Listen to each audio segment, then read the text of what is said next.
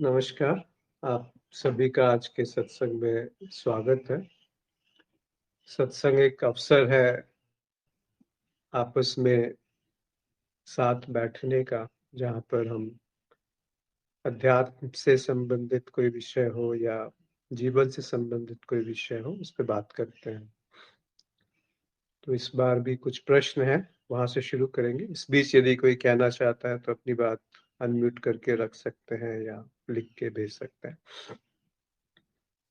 पहला प्रश्न है कि जीवन मरण के संबंध से छूटने के लिए क्या इस जीव को तुरीय तक आना आवश्यक है? पहले समझें कि तुरीय क्या होता है। तुरीय का जो शाब्दिक अर्थ है वो है चौथा। जैसे तीन अवस्थाएं हैं, जागृत, स्वप्न और सुषुप्ति, और चौथी जो बात है उसको तुरीय कहा है। पर वो चौथी अवस्था नहीं है, वो चौथी बात है बस, जिसपे ये तीनों अवस्थाएं बनती और बिगड़ती हैं, प्रकट होती हैं और विसर्जित हो जाती हैं, उसको तुरीय कहा है। जैसे आकाश का उदाहरण दिया जाता है कि वो उसमें वस्तुएं बनती हैं और बिगड़ती हैं, पर आकाश वैसे ही रहता है। यदि आकाश को हटा लेंगे तो सारी वस्तुओं का कोई अस्तित्व नहीं रहेगा, रह जाता। ऐसे ही तुरीय अवस्था में सारी चीजें बन रही हैं, जैसे एक लहर उठती है और थोड़ी देर रुकती है और फिर विलीन हो जाती है। पर वो जो पानी है वो तुरीय तुरीय है, मतलब उसको अवस्था नहीं कहना चाहिए, वो तुरीय है। अब तुरीय जो शब्द है ये थोड़ा सा अलग एक शब्द उपयोग किया गया। अन्यथा इसी को हम प्रेम कह सकते हैं, इसी को हम ध्यान कह सकते हैं, होश कह सकते हैं, प्रज्ञा कह सकते हैं, इसी को हम शून्यता कह सकते हैं, अज्ञेयता कह सकते हैं। अलग अलग नाम उसी एक बात के लिए, उसी बात को अलग अलग तरीके से समझाने के लिए कहे गए। अन्यथा बात बहुत छोटी सी है, तो छोटी सी बात समझ में नहीं आती है, इसलिए उसको घुमा फिरा के कहा जाता है। तो वो है तुरीय। अब प्रश्न आपका है कि जन्म मरण के बंधन से छूटने के लिए क्या इस जीव को तुरीय तक आना आवश्यक है? तो इसको थोड़ा ध्यान से देखिए कि क्या जीव कभी तुरीय में जा सकता है, या कभी जीव तुरीय से अलग हुआ है? और जन्म मरण तो किसका होता है? शरीर जन्मता है और मरता है, और जन्मना और मरना एक असेंबली से ज्यादा कुछ नहीं है, एक आयोजन, एक संयोजन, उससे ज्यादा कुछ नहीं है। जैसे एक मशीन के अलग अलग हिस्से अलग अलग फैक्ट्री में बनते हैं और उनको एक जगह ला करके आयोजित या संयोजित या असेंबल कर दिया जाता है, वैसा ही तो ये मैं है या जीव है। जीव यानी वो जो अपने आप को जन्मता हुआ और मरता हुआ समझता है, जो समझता है कि मेरा जन्म हुआ और मेरा मृत्यु हो रही है, या वो जो समझता है कि मैं एक अलग इकाई हूँ, एक अलग संस्था हूँ, जो कि इस अस्तित्व से कुछ अलग है, भिन्न है, और उसको वो बनाने में और बिगाड़ने में लगा रहता है, या वो तुरीय की आकांक्षा करता है। तो ये सारी बातें क्या स्पष्ट नहीं दिखती? एक और इससे संबंधित कमेंट आया था कि जब तक जागृत में चेतना है उससे कुछ नहीं होता, क्योंकि स्वप्न में होनी चाहिए और सुषुप्ति में होनी चाहिए, तभी वो अखंड चेतना बनी रह सकती है। इस बात को भी थोड़ा समझें कि वास्तव में क्या इसमें कोई सच्चाई है, या वास्तव में ऐसा कुछ है कि मैं चेतना को बना सकता हूँ, या मेरे रहते चेतना बनी रह सकती है, या उल्टी बात है कि चेतना में मैं बनता और बिगड़ता हूँ, असेंबल होता हूँ और डिसअसेंबल हो जाता हूँ, जुड़ता हूँ और टूट जाता हूँ। तो जो जुड़ता है और टूट जाता है, जैसे समुन्द्र की लहरें बनती हैं और बिगड़ जाती हैं, तो क्या वो पानी को बना सकती हैं? क्या लहरों में ये सामर्थ्य है कि वो पानी को बना सकती हैं, हिला सकती हैं या हटा सकती हैं, या वो खुद पानी है? वैसी ही बात है कि जो तुरीय है वो अवस्थाओं में नहीं अवस्थाएं उसको नहीं पकड़ सकती कि मैं चेतना से फिर श्रेष्ठ हो गया और मैं भी बनाऊं और चेतना भी बनी है, या मैं चेतना को बना सकता हूं तीनों अवस्थाओं में। चेतना यानी होश, होश यानी तुर्य, ध्यान, प्रेम। उसको कोई कैसे बना सकता है, कैसे उसको ला सकता है, कैसे उसको हटा सकता है, या कैसे उसको स्थिर कर सकता है किसी अवस्था में? क्या विधि है? कोई भी विधि आप लीजिए, वो उसमें एक निष्क्रियता, उसमें एक बनावटीपन, उसमें एक यांत्रिकता आ जाएगी, बहुत जल्दी आ जाएगी। वो जीवंतता नहीं रहेगी। जैसे मशीन एक जीवंत चीज नहीं है, वो अलग अलग चीजों का एक गठजोड़ है। वैसे ही मैं अलग अलग चीजों का गठजोड़ है, जिसको हम जीव कहते हैं। जिसको जो ये समझता है कि मैं कुछ हूं, मेरा होना और मेरा ना होना, ये दोनों बातें मैं की ही तरफ इशारा करती।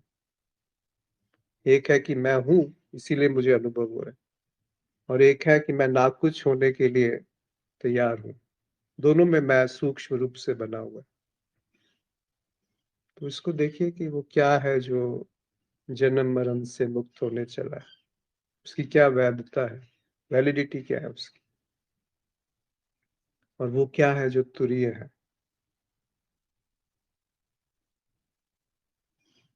और तुरीय में क्या कोई अलग संस्था बची रह सकती है जो कहे कि मैं जागा हूं या मैं सोया हूं, मैं होश में हूं या मैं बेहोश हूं, या मैं जागृत, स्वप्न और सुषुप्ति में अपनी एक अलग पहचान बना करके उस होश को देखना चाहता हूँ, या होश में जागृत रहना चाहता हूँ?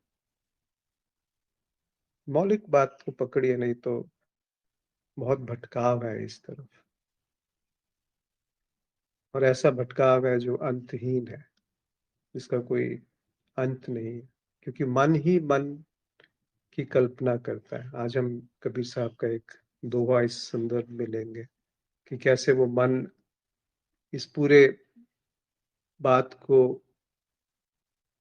बनाता है, फिर उसी में डूब जाता है। अपने ही, जैसे मकड़ी का उदाहरण दिया जाता है कि अपने ही जाल को वो बनाती है और उसी में फंस जाती है। आदित्य जी ने लिखा है कि फल प्रयास से कैसे पकेगा, पुष्प प्रयास से कैसे खिलेगा। जी, वो जो खिलना है, प्रकाशित होना है, वो पाया जाता है, वो मेरे होने से पूर्व पाया जाता है। जब मैं बनता हूँ वो तो बहुत दोयम बात है, बहुत ओछी बात है। जब मैं नहीं होता हूँ तब भी तो वो होता है। वो जो पुष्प का खिलना है, वो इतना मौन में है, इतना, मतलब उसका पता नहीं चलता कि वो खिल रहा है। वो सहज एक प्रक्रिया, और उसे परवाह नहीं है कि वो, उसकी सुगंध कौन ले रहा है, कौन ग्रहण कर रहा है। कोई चुनाव नहीं है कि ये ग्रहण करे, ये ना ग्रहण करे। और वो जो पुष्प खिलता है और जब वो मुरझा के गिर जाता है, इस पूरी प्रक्रिया में सौंदर्य है। जितना सौंदर्य उसकी खिलावट में है, उतना ही सौंदर्य उसके मुरझाने में है, मुरझा के विसर्जित हो जाने में। वहां पे कोई फूल अलग से संस्था नहीं बना के बैठ गया कि मैं, देखो ना, मैं खुशबू फैला रहा हूँ। उसके अंदर मैं नहीं है, प्रकृति में कहीं मैं नहीं।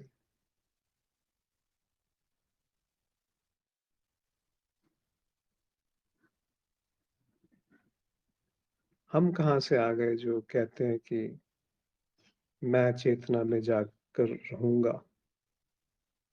कैसे नहीं रहूंगा, देखता हूँ। क्या है ये जो कह रहा है कि मैं होश बना के रखूंगा? एक प्रश्न और है, सभी इच्छाओं, विचारों, वृत्तियों, ध्यान, आसक्ति आदि से अचाह की स्थिति शून्यता है या ज्ञेयता है? मैं तो कहीं हूं नहीं, हूं कहीं दिखता नहीं, सब कुछ समझ से परे है, कुछ प्रकाश डाले। सभी इच्छाओं, विचारों, वृत्तियों, ध्यान, आसक्ति आदि से अचाह की स्थिति शून्यता है। ये कैसे समझ लिया कि इनसे अचाह की स्थिति शून्यता है?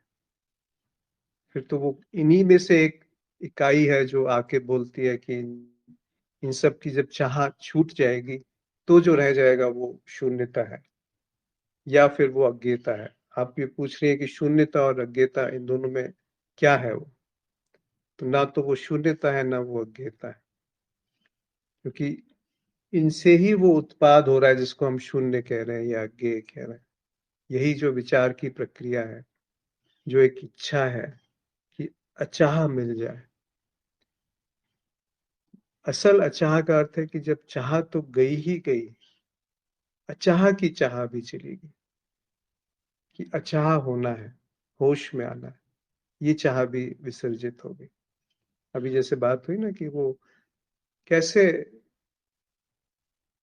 जो लहर है वो पानी बनेगी, कि क्या विधि से वो पानी बनेगी?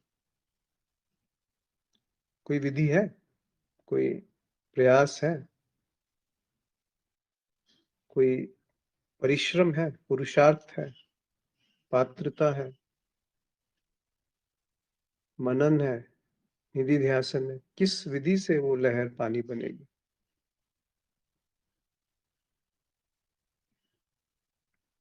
उल्टी बात है। बस वो समझ, वो श्रवण, ये नहीं कि क्या सुनना है, ये कि कैसे सुना गया।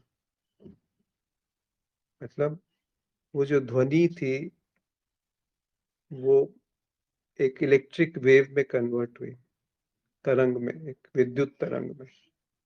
फिर एक ट्रांसड्यूसर लगा है ब्रेन में जो उस विद्युत तरंग को फिर से ध्वनि में परिवर्तित कर रहा है। वो विज्ञान नहीं जानता वो कौन सा ट्रांसड्यूसर है, क्योंकि कैसा कोई यंत्र मस्तिष्क में दिखता नहीं है। पर वो जो ट्रांसड्यूसर भौतिक ध्वनि को इलेक्ट्रिक सिग्नल में कन्वर्ट कर रहा है, वो कान में लगा हुआ है।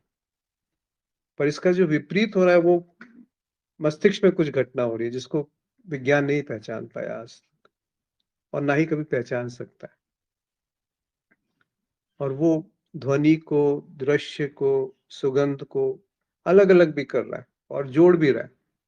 एक साथ भी है और अलग अलग भी है। ये सब घटनाएं मन में हो रही, पहले मस्तिष्क में हो रही, फिर उससे मन प्रकट हो रहा है। तो कहने का अर्थ है कि श्रवण, जहाँ पे ध्वनि तरंग में परिवर्तित हुई, जहाँ पे तरंग शब्द में परिवर्तित हुआ, जहाँ पे शब्द अर्थ में परिवर्तित हुआ, और जहाँ पे अर्थ अर्थ को जानने वाले में परिवर्तित हुआ, अगर इसमें से किसी भी जगह पे श्रवण आ गया तो बात समाप्त हो गई। और वो जो अर्थ अर्थ को जानने वाले में परिवर्तित हुआ उसको प्रतिक्रिया कहते हैं, उसको मैं कहते हैं। जहां से वो प्रतिक्रिया करता है या उसको रंग देता है कि ये सही है, ये गलत है, ये निंदनीय है, ये स्वीकृत्य है, इसका समर्थन है, इसका विरोध है। इस तरह का जो द्वैत पैदा होता है वो उस जानने वाले में पैदा हो रहा है जो अर्थ को समझ रहा है। जहाँ पे अर्थ मात्र निर्भाषा, जहाँ पे वो अर्थ मात्र प्रकाशित है, वो समाधि है। उसको करने के लिए कुछ करना है, क्योंकि जैसे ही करने के लिए कुछ करने की जरूरत पड़ी तो वो करने वाला वहां पैदा हो गया, जानने वाला, होश में आने वाला वहां पैदा हो गया। जी। मैं तो कहीं हूं नहीं, तू कहीं दिखता नहीं, सब कुछ समझ से परे है। ये तो बहुत सुंदर वाक्य है। मैं है नहीं, जब आपने वो देखा कि जो अर्थ को जानने वाला नहीं है, तो अर्थ को अभिव्यक्त करने वाला भी नहीं, जो ये कहे कि ये इस वाक्य का ये अर्थ है, वो भी नहीं, तो तू भी नहीं, जिसको वो समझा रहा है कि ये अर्थ, इस दोहे का ये अर्थ है, वो तू वहां नहीं है, क्योंकि मैं यहाँ नहीं। तो जब मैं नहीं है तो तू नहीं है, फिर तो सारी परेशानी ही समाप्त होगी, फिर तो सारी उलझन ही समाप्त होगी। तो फिर वो समझ में क्यों इसको भरना चाहते हैं कि इसको भी हम समझ जाए? कौन है जो समझेगा? इस पे कौन है जो प्रकाश डालेगा? किस विधि से प्रकाश डाला जाएगा और किस विधि से उस प्रकाश को, प्रकाश में प्रकाशित वस्तु को देखा जाए, उस इकाई की तरफ ध्यान ले जाएंगे। इसको कबीर साहब ने बहुत सुंदर तरीके से कहा है। आज इस पे बात करते हैं। मन के हारे हार है, मन के जीते जीत, कहे कबीर हरि पाई है, मन ही की प्रतीति। मुझे नहीं लगता कि यहाँ से किसी ने या बहुत सारे लोगों ने इस दोहे की दूसरी पंक्ति को कभी पढ़ा होगा। हम बस इतनी बात जानते हैं, मन के हारे हार है, मन के जीते जीत। जो हमारे मन के काम की चीजें वो पकड़ ली मन ने। तो इसका शाब्दिक अर्थ है कि मन को और पुष्ट करो, क्योंकि मन अगर हार गया तो आप जीवन में हार जाएंगे। और मन यदि पुष्ट है, ठोस है, स्ट्रांग है, मजबूत है, तो आपकी जीत हो जाएगी। और दूसरी पंक्ति का अर्थ भी निकाला जा सकता है कि कबीर साहब कह रहे हैं कि अगर हरि को पाना है, प्रभु को पाना है, तो वो मन से ही पाया जा सकता है। ये पूरा अर्थ का अनर्थ हो गया अगर आप मुझसे पूछें। शायद कबीर साहब ने ऐसा कभी भी उनका आशय नहीं रहा होगा। मन के हारे हार है, मन के जीते जीत, यानी मन ही है जो हार की कल्पना कर रहा है और मन ही है जो जीत की का समर्थन कर रहा है, उसकी प्रशंसा कर रहा है, उसकी स्तुति कर रहा है। दोनों मन की खेल है, मन की कल्पना है, मन का एक भ्रम है, मन का एक झूठ है। क्यों? कहे हरि कबीर हरि पाई है। अगर उस हरि को पाना है, उस हरि की तरफ जाना है, तो मन को देखना पड़ेगा। मन ही की प्रतीति, जब मन दिखता है तब हरि की तरफ दृष्टि है, वो बोध है, वो अंतर्दृष्टि, वो जहाँ कोई आत्म नहीं, जहाँ कोई आत्मा नहीं, मतलब कहा वहां कोई, जहाँ कोई समझने वाला नहीं है, तो उस प्रतीति में देख रहा है। और केवल मन की प्रतीति हो सकती है कि मन द्वैत में खेलता है, हार में जीत में, सही में गलत में, पाप में पुण्य में, संसार में अध्यात्म में, भोग में त्याग में, अच्छे में बुरे में। इसमें तो मन खेलता है, मैं में तू में, अनुभवकर्ता में अनुभव में, इसमें मन खेलता है। वो सांकेतिक रूप से कहा कि मन है जो हार निर्मित करता है, मन है जो जीत निर्मित करता है। इतना दिखना मात्र, मन की प्रतीति, वो नहीं जो मन से दिखता है, जिससे मन देखता है, जिस पर मन बनता है, जिस पे मन बिगड़ता है, वो अर्थ को जानने वाला, वो अपने आप को अलग समझ लेता है अर्थ से। पर वो अर्थ नहीं है, तो अर्थ को जानने वाले का क्या तात्पर्य है, क्या उसकी वैधता है, क्या उसका होना है? अगर आपकी सारी बुद्धि, सारा संचित ज्ञान निरर्थक है, तो वो जो उसको जान रहा है उसकी क्या वैधता है? सारा छूट जाता है ना। जो भी सुषुप्ति में छूट सकता है वो सत्य नहीं हो सकता। और सुषुप्ति में मेरा होना तक छूट जाता है, तो मेरा होना कहीं एक झूठ तो नहीं है? कहीं कबीर साहब उसकी तरफ तो इशारा नहीं कर रहे जब वो कह रहे हैं कि मन ही की प्रतीति, ये मन ही दिखता है। क्या है मन में? उसका जो कंटेंट है, उसकी जो अंतर वस्तु है, उसकी सामग्री है, उसकी कोई वैधता नहीं है, उसका कोई मूल्य नहीं। हम उसी को पकड़ के बैठे हैं कि सुख है, दुख है, पाप है, पुण्य है, मुझे ये करना है, धर्म है, अधर्म है। कब तक? कब तक हम इसको देख नहीं पाएंगे कि किस तरफ उनका इशारा है? कहे कबीर हरि पाई है, मन ही की प्रतीति। हम इस दोहे की इस पंक्ति को शायद ही कोई सुनता हो, पढ़ता हो, समझता हो। ऊपर वाली बात काफी है ना मन के लिए। मन के हारे हार है, मन के जीते जीत। बहुत अच्छी बात है, व्यवहारिक बात है। मन को स्ट्रांग करो, ठोस बनाओ और जो चाहे वो हासिल कर लो, चाहे वो संसार हो या अध्यात्म हो। बड़े सूक्ष्म रूप से मन अपने आप को अध्यात्म में बनाए रखता है। इसलिए तो रमन महर्षि कहते हैं मन को ढूंढो, देखो कहाँ है मन। तो मन कहीं मिलता नहीं, भूत की तरह गायब हो जाता है। इतनी सी बात है बस।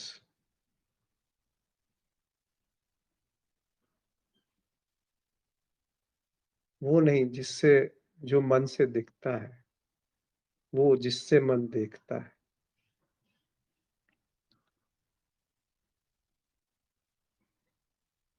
इसका कोई उत्तर नहीं आएगा। ये मत अपने आप को ये कह के भ्रमित मत कीजिए कि वो शून्य है, अज्ञेय है, होश है, आत्मा है, अनात्मा है, हरि है। ये सब फिर एक भ्रम जाल पैदा हो जाएगा। सीधे इस तथ्य के साथ रहिए कि मन क्या है। वो नहीं जो मन से दिख रहा है, जिस पर मन दिखता है, वो क्या है। उत्तर मत पकड़िए। उत्तर पकड़ेंगे तो फिर एक पृथक संस्था बन जाएगी जो कहेगी कि मैं इस उत्तर को जान गया, जान गई।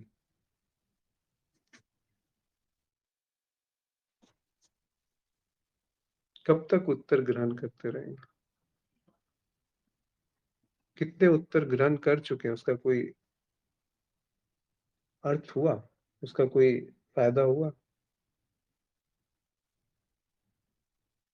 श्रवण मात्र ही पर्याप्त है। सही से सुना कि कैसे ध्वनि शब्द में परिवर्तित हुई, कैसे शब्द अर्थ में परिवर्तित हुआ, और कैसे अर्थ अर्थ को जानने वाले में परिवर्तित हुआ। वहां पे क्या भेद है जहाँ अर्थ स्वयं अर्थ को जानने वाला कह करके अलग हो गया, बहुत सूक्ष्म रूप से अलग हो। क्या इस बात को हम एक साथ देख सकते हैं।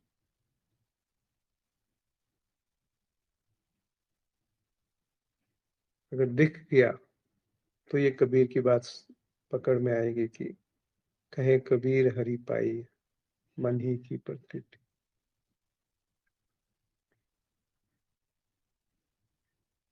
बस ज्यादा से ज्यादा जो हो सकता है वो मन की प्रतीति हो सकती है, कि मन दिख गया, कि मन ही हार और जीत में लगा हुआ है। इतना दिखना मात्र ही हरि है। वो तो शब्दों में की सीमा है कि शब्द कबीर साहब और इससे सुंदर तरीके से शायद ना कह पाए हों कि कहे कबीर हरि पाई, जैसे वो कुछ पाने की चीज है। उसके मर्म को समझिए। शब्द को में मत चाहिए, शब्दों के अर्थ में मत चाहिए, शब्दों के तार्किक अर्थ में मत चाहिए। हृदय से सुनिए, और हृदय से सुनने से ही वो पुष्प पल्लवित हो जाता है।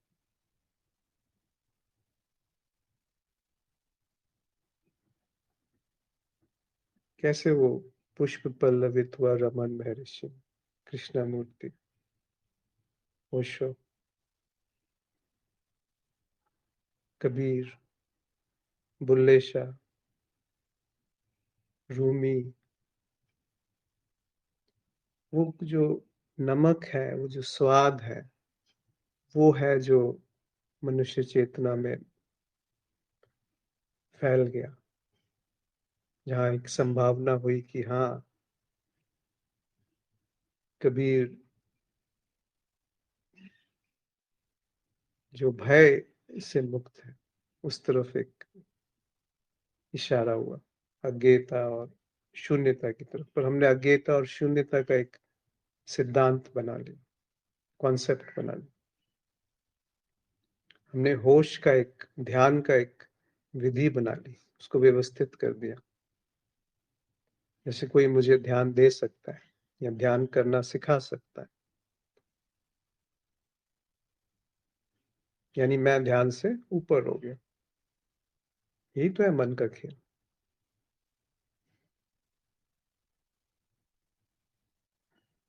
तो बात ही झूठी हो गई, ओछी हो गई, छोटी हो गई। वह नहीं जो मन से जाना जाता है, वह जो वह जिस पर मन जाना जाता।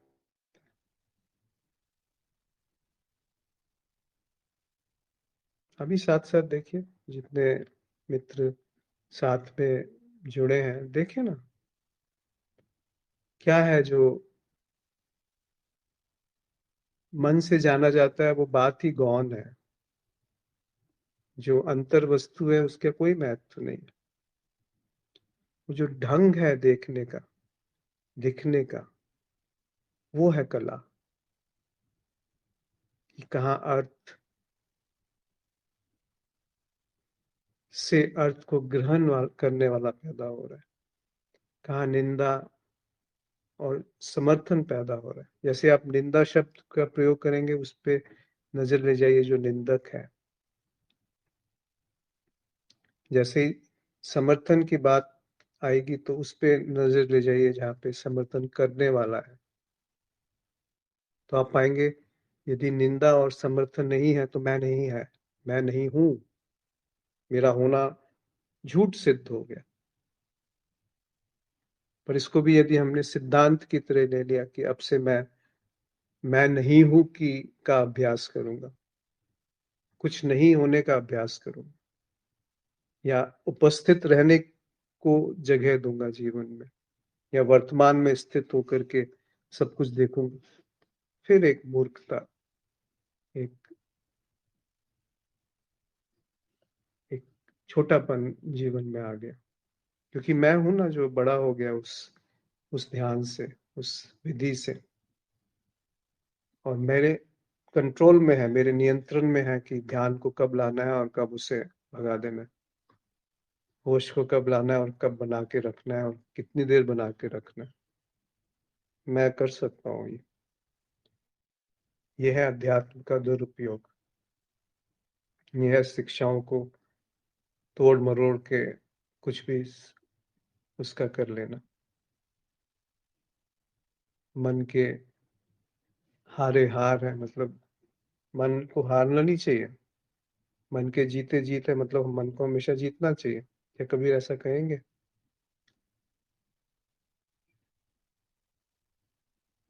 कबीर उनके जीवन में एक किस्सा आता है कि जो सिकंदर लोदी उस समय सम्राट थे,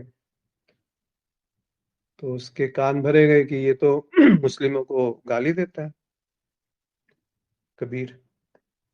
तो उन्होंने पेशी भेज दी कि भाई बुलाओ उस कबीर को, क्या है ये कबीर। तो कबीर ने आने से बोला कि मैं क्यों, मुझे तो नहीं मिलना, उनको मिलना है तो आ जाए। तो वो और तुनक गया, गुस्से में आ गया। तो उसने बोला इसकी माँ को उठा लो, तब तो आएगा। तो कबीर साहब को लगा कि अब तो मिलना ही पड़ेगा, तो वो चले गए मिलने।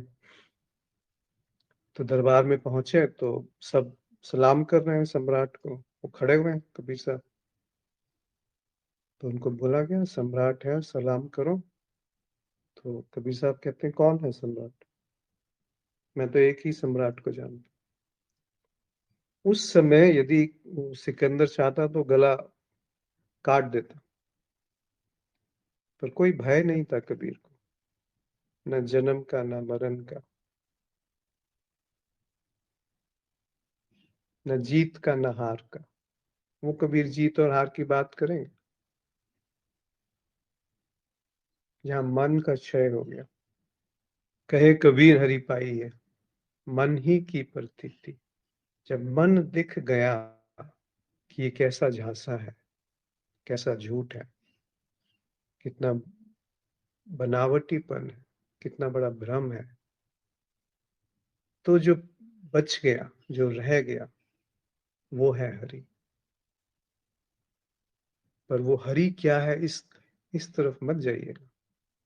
हरि यानी वो प्रेम, वो प्रज्ञा, वो अज्ञेयता, वो शून्यता, वो होश, वो ध्यान, समाधि, कुछ भी बोल लीजिए या कुछ मत बोलिए, तो उस तरफ मत जाइए कि प्रेम क्या है, उस विश्लेषण में मत जाइए कि होश क्या है, ध्यान क्या है, प्रज्ञा क्या है। उसकी अपनी एक प्रज्ञा है जो मन से जो उपयोग कराना है वो करा लेगी। मन एक मशीन है। जैसे मशीन का उपयोग होता है, आप हमेशा थोड़ी कार में बैठ सकते हैं या मिक्सी को में घुमाते रहेंगे दिन भर, फल सब्जी डाल के मिक्सी को चलाते रहेंगे दिन भर, घर घर आवाज ही तो करती है। थोड़ी देर की उपयोगिता है, 2-3 मिनट चलाया, गाजर मूली डाली, उसका जूस बनाया, पी गए। मन वैसा ही तो है, मन चलता रहता है, विचार रुकते ही नहीं है, जीत हार समाप्ति नहीं होती।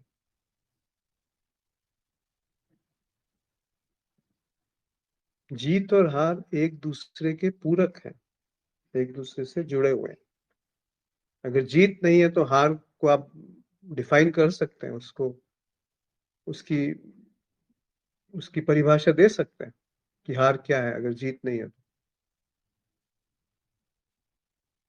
और हार नहीं है तो जीत को आप परिभाषित कर सकते हैं। यदि विचार नहीं है तो मन क्या है आप जान सकते हैं। यदि विचार नहीं है तो मैं क्या हूं वो आप पहचान सकते हैं। बस इतना दिखना मन का विसर्जन है, मन के झूठ का पर्दाफाश होना। पर्दाफाश होता है ना, कि कोई चालाक व्यक्ति था, अपनी बहुत चालाकी कर रहा था, उसका पर्दाफाश हो गया,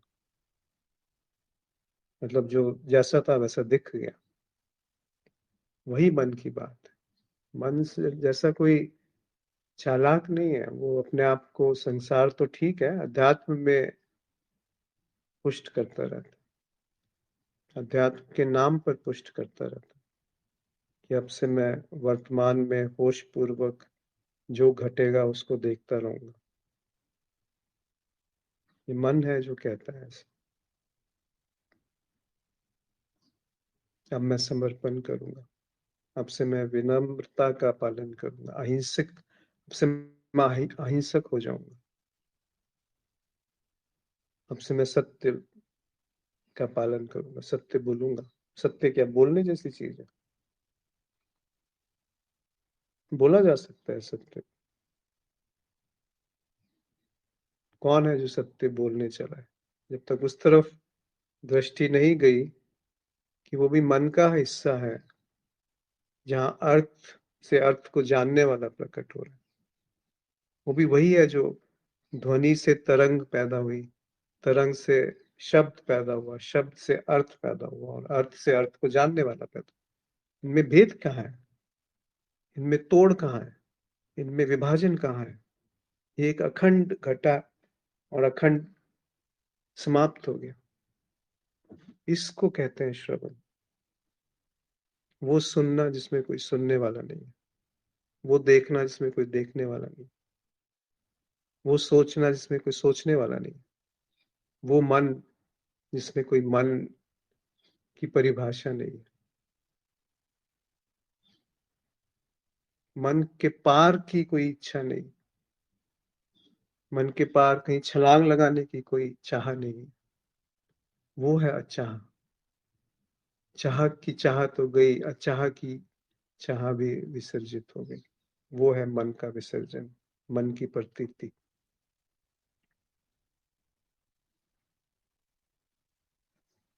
आलोकिता जी ने पूछा, क्या मन ही मन को देख सकता है?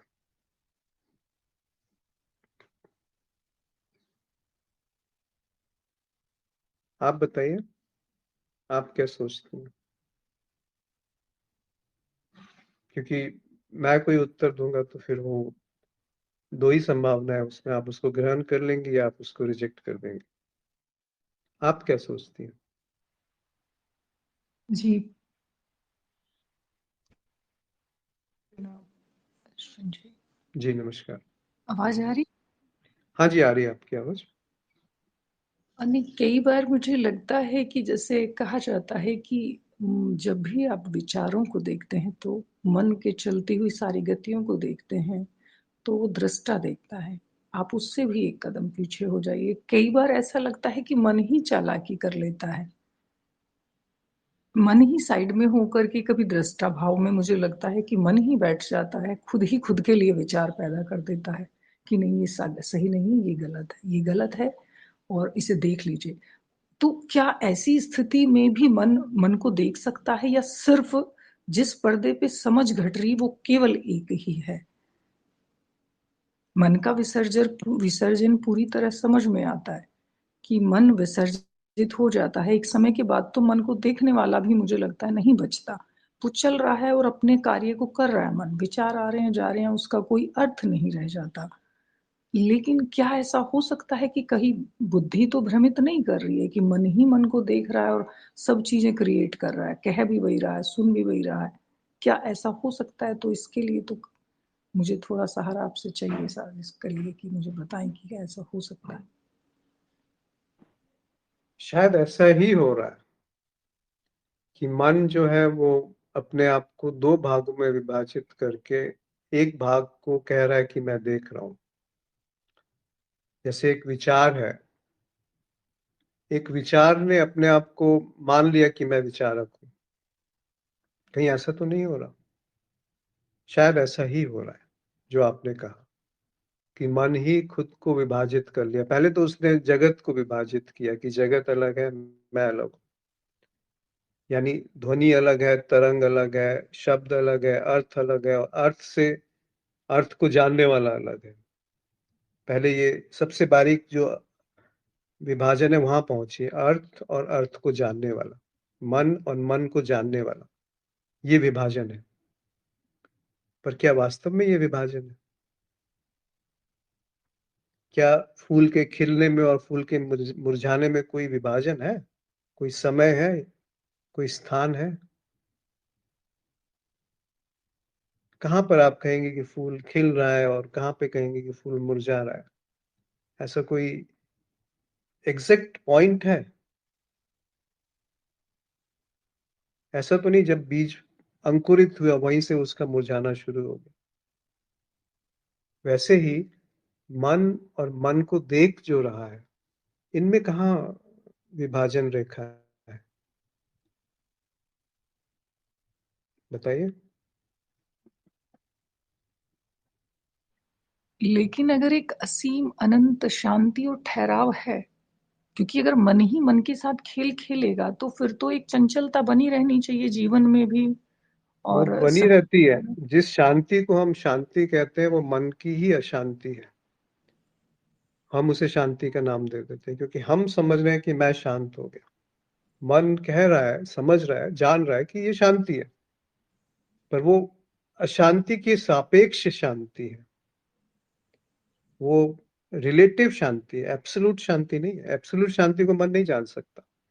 मन के विसर्जन से जो रह गया वो अशांति है, असल अशांति, शांति है। पर वो असल शांति है क्या, इस बात को मन नहीं जान सकता।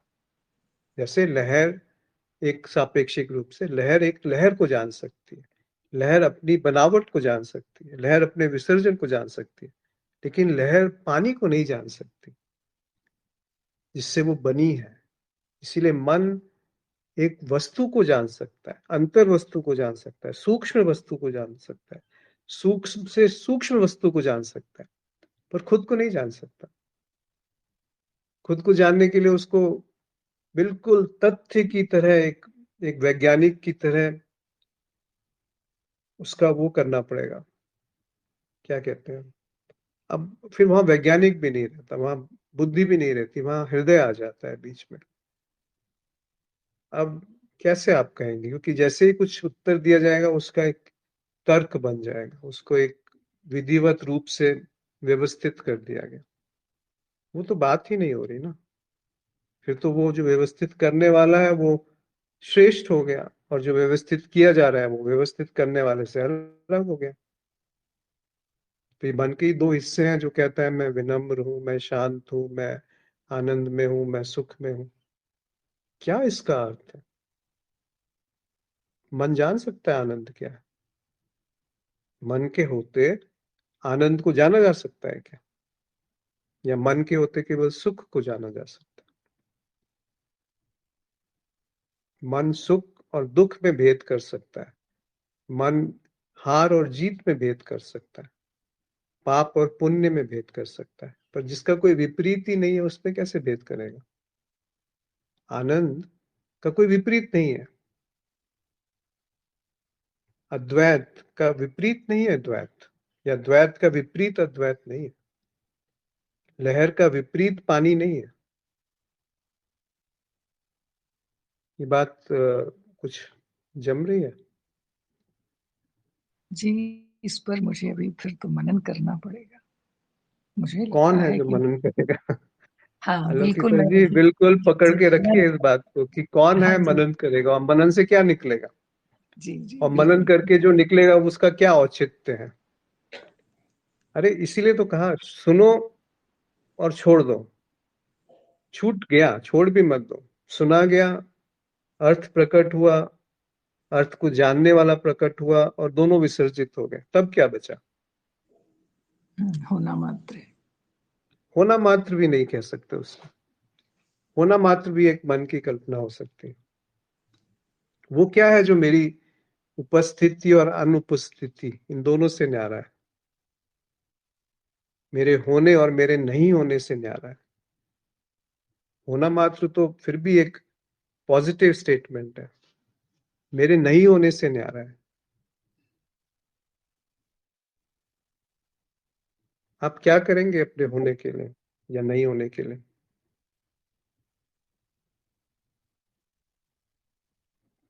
आप कब आए और कब आप नहीं रहे? हर दिन हम होते हैं और नहीं होते हैं, सुषुप्ति में नहीं होते हैं, जागृत में होते हैं, स्वप्न में कुछ मिला जुला चलता रहता है, और हम एक कहते हैं चौथी अवस्था है जिसको तुरीय कहा गया। इस पूरे खेल को पकड़िए, ये मन का ही खेल है जो हार जीत यानी पाप पुण्य, सही गलत, अच्छा बुरा, धर्म अधर्म, इन सब में तोड़ करके जानना जानने वाला, देखना देखने वाला, दृष्टा दृश्य, इनमें भेद जो कर रहा है वो मन है। और मन में एक ही बस एक सद्गुण है, या क्या कहते हैं, एक चमत्कार है, या एक वरदान है, एक आशीष है, एक कृपा है, वो यही है कि ये मन अपनी सीमा देख सकता है, और कोई अपनी सीमा नहीं देख सकता। जैसे जीव जंतु हैं वो अपनी सीमा नहीं देख सकते, वो पूरी तरह से प्रकृति से संचालित है। मनुष्य का एक मन है जिसमें कबीर की वाणी का उद्घोष है, कहे कबीर हरि पाइये मन ही की प्रतीति। जहां मन की प्रतीति है वो हरि है, जहां हार जीत की प्रतीति नहीं है। हार जीत का तो मोल ही समाप्त हो गया।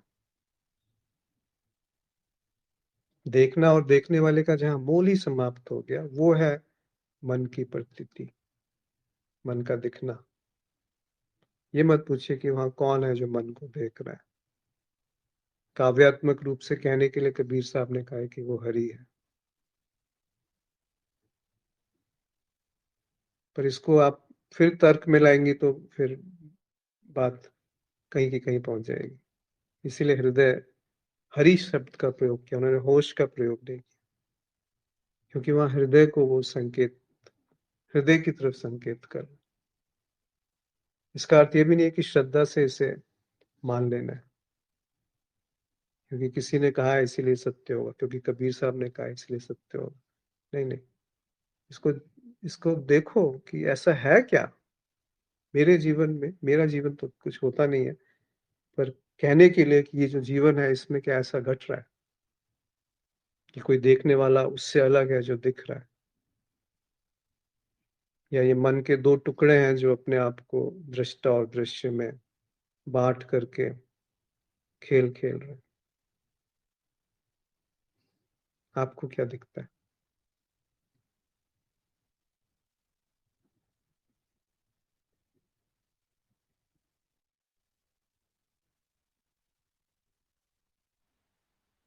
जी, अभी विभाजन दिख रहा है।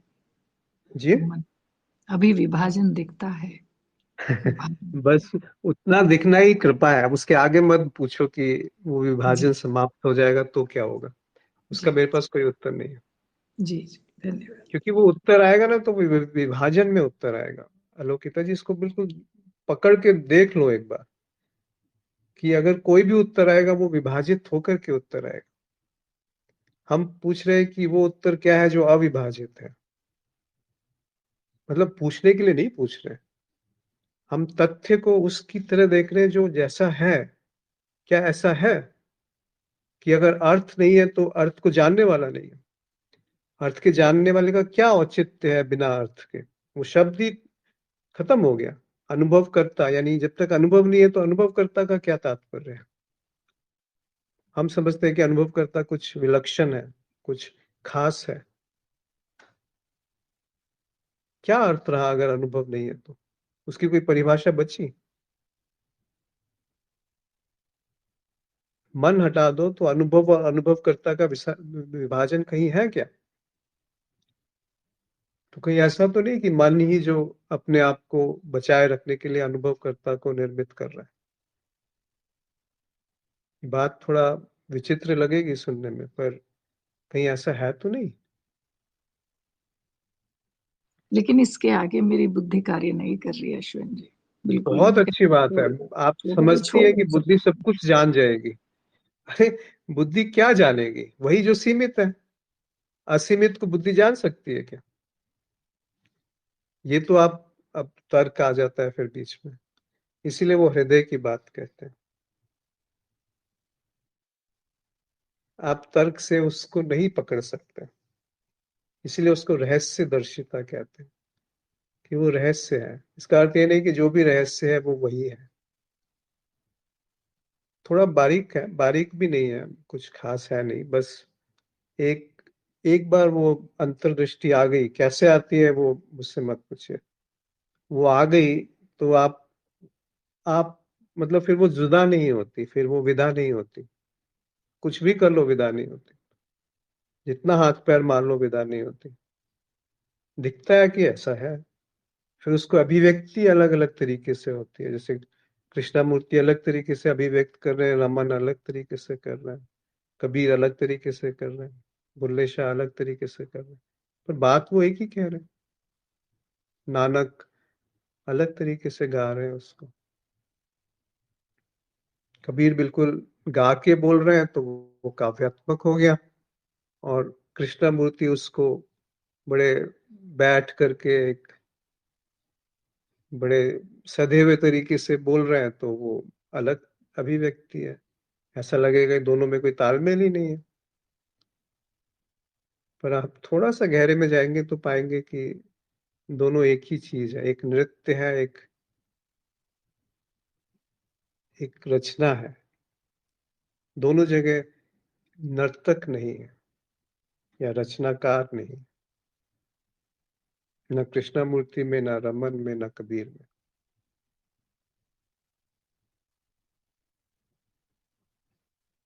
कोई ठप्पा नहीं है कि ये मेरी शिक्षा है। कबीर ने कभी ये नहीं कहा कि मैं, देखो ना, मैं तुम्हें बोध देता हूँ, तुम्हारे सिर पे हाथ रखूंगा और बोध मिल जाएगा। न रमन ने कहा, न कृष्णमूर्ति ने कहा। कहते हैं कि दिखा, ऐसा दिख रहा है, तुम भी देख लो, अगर तुम्हें दिखता है तो ठीक है, नहीं तो तुम अपने रास्ते में अपने रास्ते। कोई आग्रह थोड़ी है कि मैं जो कह रहा हूँ वही बात सही है या होनी ही चाहिए या होगी ही। हो सकता है मैं ही एक बड़े भ्रम में जी रहा हूँ। ऐसा होता है वो, जिसको प्रेम कहते हैं, जहाँ से वो करुणा उपजती है, जहाँ से वो सत्संग प्रकट होता है, जहाँ से सत्य का उद्घोष होता है। फिर वो कुछ भी करे, वो सत्य ही वहां प्रकाशित होगा। कहे कबीर हरि पाइये मन ही की प्रतीति। मन को तो जानो ना।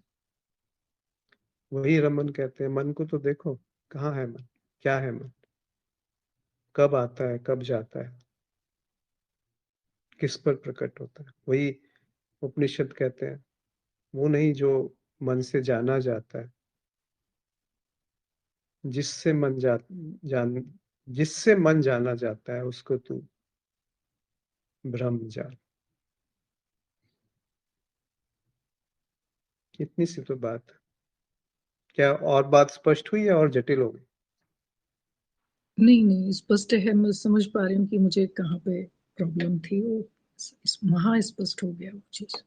जी, बिल्कुल समस्या नहीं है। प्रश्न भी नहीं है मेरे पास, एक तो कहीं कुछ जानने की एक जिज्ञासा थी कि कहीं भ्रम है, उस स्थिति में तो मैं नहीं चल रही हूँ। तो लेकिन नहीं, मुझे लग रहा है चीज़ें ठीक दिशा में हैं। बस ठीक है अभी, जो भी है, बिल्कुल सुंदर है।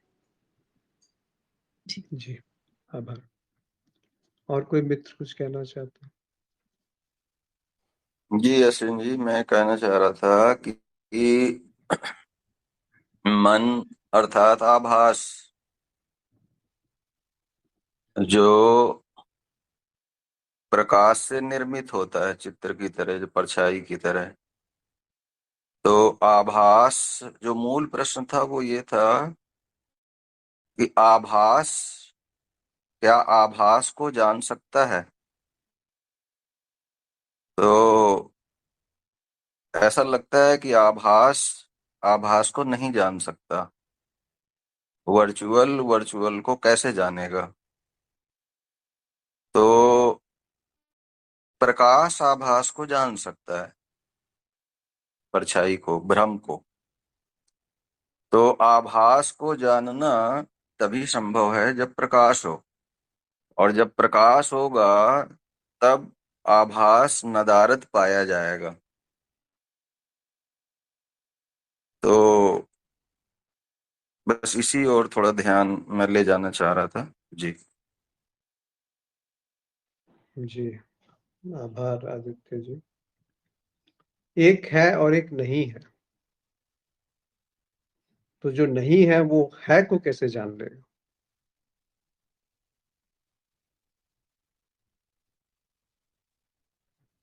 जो हैपन बनता है वो उससे बनता है जो एक भ्रम है, जो एक अखंड चीज को तोड़ करके अपने आप को उससे अलग कर रहा है, जो प्रकाश है। तो या तो प्रकाश है या अंधकार है। प्रकाश है तो अंधकार नहीं है, और अंधकार जैसी कोई चीज होती नहीं। प्रकाश का अभाव है जो अंधकार है। तो एक है और एक है ही नहीं, तो दो कहाँ हो गए? जो आपने कहा बिल्कुल सटीक बात। तो वही तो कबीर साहब कह रहे हैं कि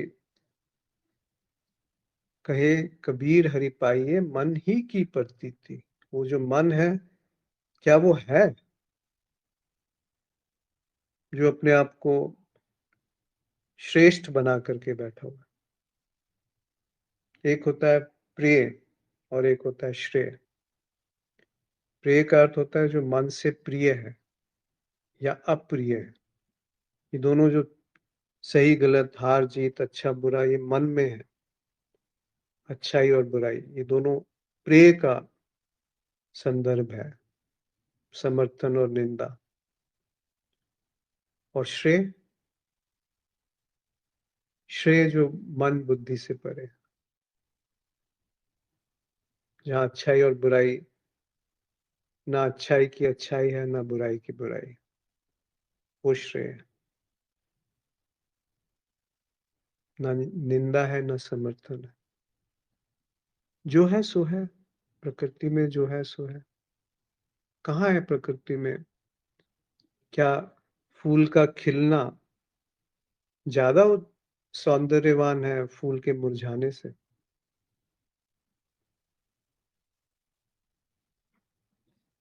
फूल का मुरझाना भी उतना ही सौंदर्यवान है जितना फूल का खिलना है, अस्तित्व की दृष्टि से। मेरी दृष्टि से नहीं, मेरी दृष्टि से तो फूल का खिलना बहुत सुंदर है और फूल का मुरझाना बहुत गलत बात है। ये जो मेरी दृष्टि है, यही दृष्टा के रूप में बैठी हुई। यदि मेरी दृष्टि दिख गई यथावत, जैसी है वैसी, तो ना कोई देखने वाला है ना कुछ दिख रहा है। दूसरे शब्दों में इनमें कोई विभाजन नहीं है।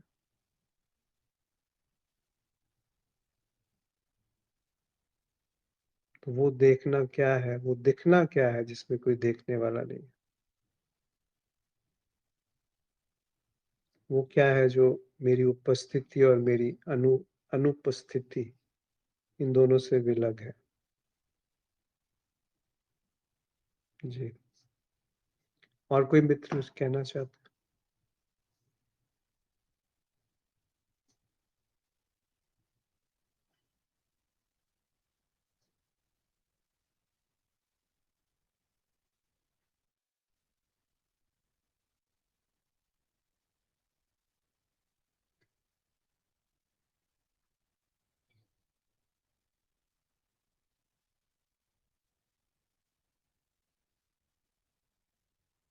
मेरा होना उतना ही अपवित्र है जितना मेरा ना होना।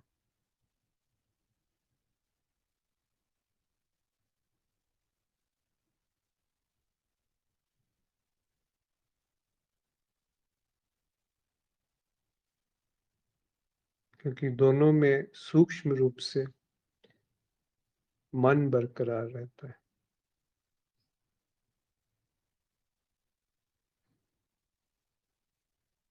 तो वो प्रतीति क्या है जो मन की नग्न प्रतीति है, जिसको कबीर साहब कहते हैं कि मन ही की प्रतीति। ये मत बोलिए कि वो प्रतीति होने के बाद क्या होगा, या उस प्रतीति को बनाए कैसे रखें। बस यही बात समाप्त हो जाती है कि मन की प्रतीति हुई और वो विसर्जित हो गई, तो जो रह गया वो हरि है, जिस पर वो प्रतीति बन रही है और मिट रही है। अन्यथा मन के हारे हार है, मन के जीते जीत। हम या तो भोग में लगेंगे या त्याग में लगेंगे, या संसार में लगेंगे या अध्यात्म में लगेंगे, लगे जरूर रहेंगे। वो हरि नहीं है। कहे कबीर हरि पाइए मन ही की प्रतीति। क्या गजब तरीके से अभिव्यक्ति। हमने इस वाक्य को ही छोड़ दिया, ऊपर वाले को पकड़ के बैठे। मन के जीते जीत है, मन के हारे हार। कहां से कहां पहुंच गए, क्या से क्या हो गया, क्या कहा गया था और क्या उसका अर्थ निकाल लिया।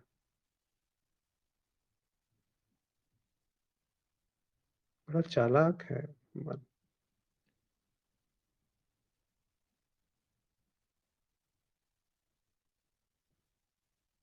इसके साथ रहिए। कहे कबीर हरि पाइए मन ही की प्रतीति। कितना सुंदर वाक्य है। और क्या है कहने के लिए।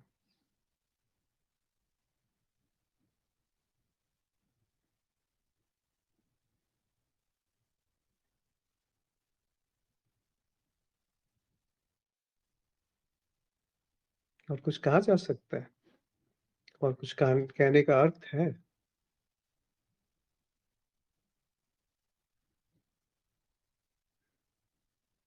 क्योंकि जैसे ही अर्थ प्रकट हुआ, अर्थ को जानने वाला प्रकट हो जाएगा। सुना गया और छूट गया, कोई चिन्ह नहीं बचा उसका।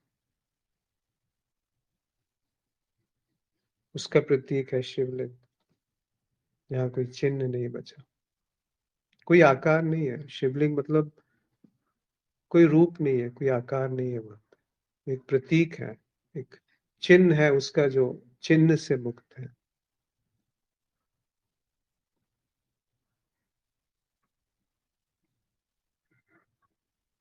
ना सगुण है ना निर्गुण है, होते हुए भी नहीं है और नहीं होते हुए भी है। तो इसको आप कैसे शब्दों में व्यक्त करेंगे। होना भी झूठ है, नहीं होना भी झूठ है, और दोनों सच है। किससे आप सच की परिभाषा को विश्लेषित करेंगे। उसी बुद्धि से ना, उसी अनुभव से, उसी तर्क से, उसी स्मृति से कैसे लहर जानेगी कि पानी क्या है।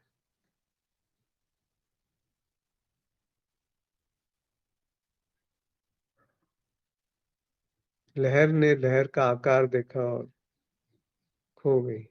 इसलिए वो कहते हैं रमन महर्षि की, नमक की गुड़िया समुद्र की गहराई नापने चली, क्या मिलेगा उसको? नमक का स्वाद। या कबीर कहते हैं कि जल में मीन प्यासी।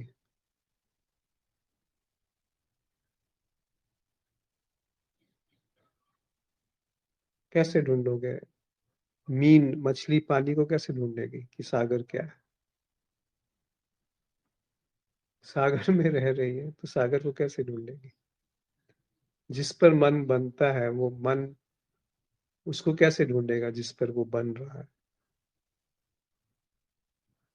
जो अर्थ से बना हुआ है, अर्थकार, अर्थ को जानने वाला, अगर वो अर्थ से बना हुआ है तो फिर वो कैसे जानेगा कि वो क्या है?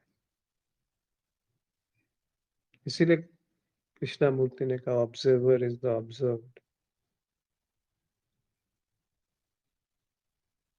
जिसको आप देख रहे हो वही देख रहा है।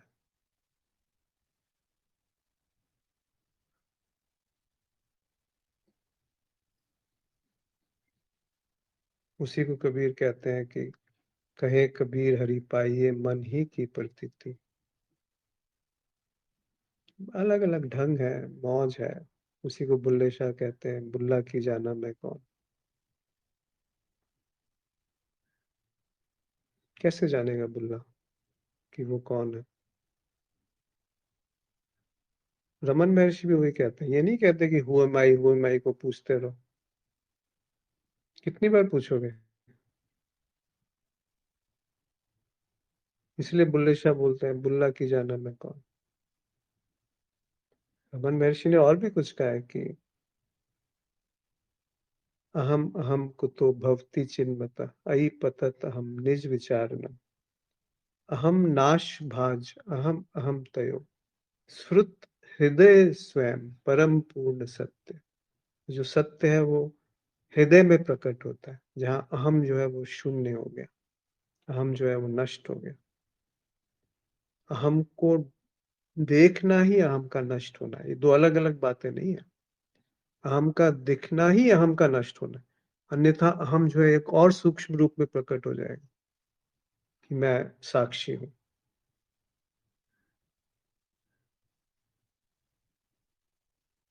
मैं दृष्टा हूं।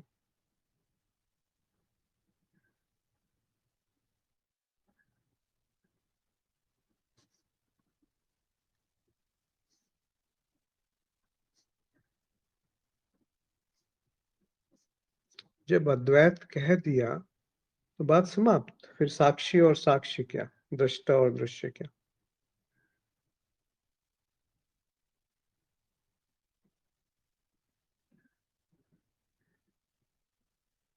फिर ये मत कहिए कि वो अज्ञेयता है, वो शून्यता है, या अज्ञेयता है कि शून्यता है। फिर वो बुद्धि का विलास है। वाद वाद विवाद नहीं, बुद्धि विलास है। हम समझ रहे हैं कि हम बुद्धि से उसको जान पाएंगे कि अद्वैत क्या है, जो कि खुद एक द्वैत का उत्पाद है। जल में मीन प्यासी।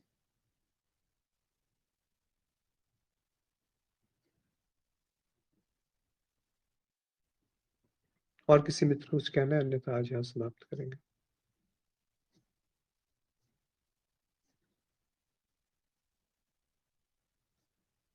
ये मोनोलोग जैसा लगता है कभी कभी कि मैं अपने आप से ही अब बोल रहा हूँ।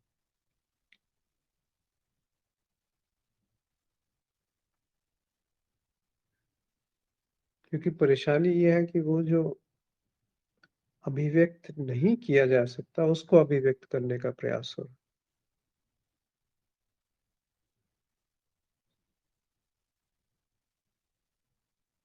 तो आप सबका आभार आज जुड़ने के लिए, और इस वाक्य के साथ रहे कि कहे कबीर हरि पाइए मन ही की प्रतीति। बहुत सुंदर वाक्य है। वो नहीं जिस पे जो मन से जाना जाता है, जिस पर मन जाना जाता है, वो है हरि। जो मन से जाना जाता है वो तो हार जीत है, सुख दुख है, सही गलत है, पाप पुण्य है, धर्म अधर्म है, संसार और अध्यात्म है। जिस पर मन जाना जाता है वो कुछ और है। उसको उन्होंने काव्यात्मक रूप से हरि कहा, साईं कहा। सबका बहुत आभार। नमस्कार।